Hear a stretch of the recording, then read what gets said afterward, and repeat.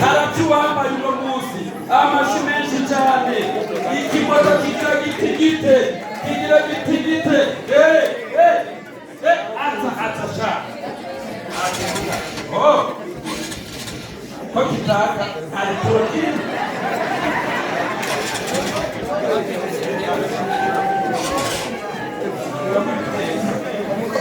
kure bibitezi bikunage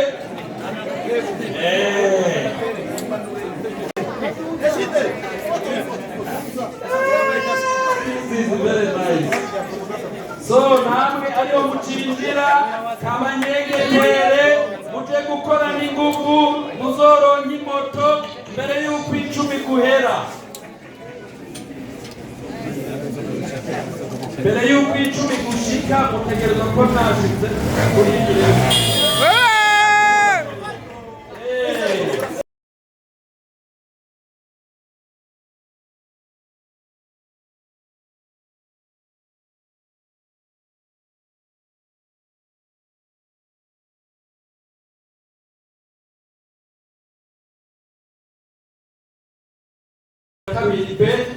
Leaders on level A, barongozi bo kuri niveau A, religious leaders, n'abandi barongozi b'amashengero, government officials, abaserukiye leta, all TRX community members, wese abamambre ba Proxite, I greet you in the name of our Lord Jesus. ndabaramukije mu izina ry'Umwami wacu Yesu. My name is Rwanga Shem. Nitwa Rwanga Shem. I am a representative from TRX City Headquarters, Uganda, Kampala. Ndi umurepresenta wa Proxite Kampala. I've been entrusted with this mission to come. Nahawe igikorwa cyo kuza to thank all of you for the great work. kugira ngo ndabashimire mwese bakozi ba Proxite And all the trust you have put in the project. n'ibyiza takwizera mwashyize muri ino projet. They sent me to assure you that ubuserukizi bukuru bwa Proxite International bwandungitse kugira ngo ndebe neza and to let you know that kandi ndanabamenyeshe they are standing with you today.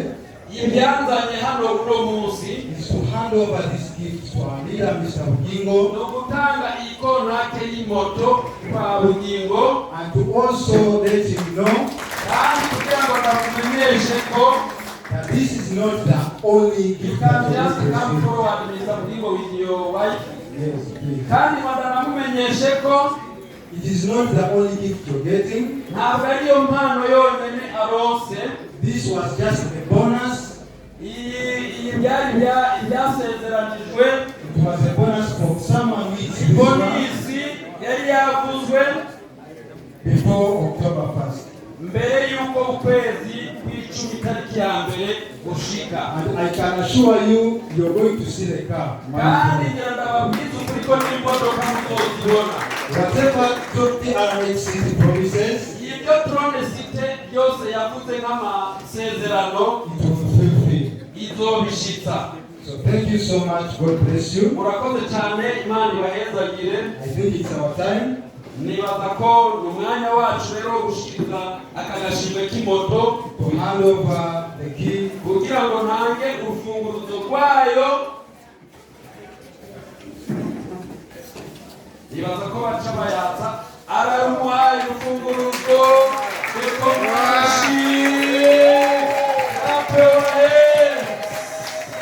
Yes, abanyamakuru bifate neza, ufite telefone y'agahinda bevo hanyuma televiziyo zibe kubishikiriza neza. Hey! We can hand it over officially. Ubu rero turayishikirije by'ukuri officiellement. Ariko nakabari kuri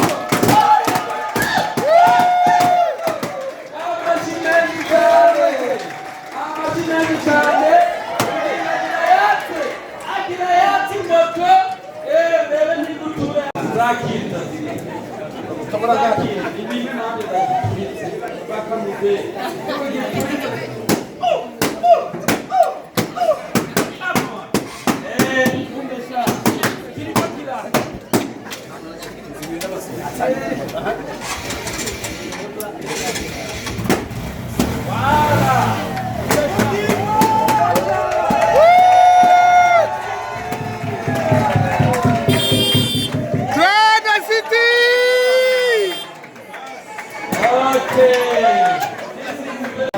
Harachuwambaye uno munsi amashi menshi cyane ikimoto kigira gitigite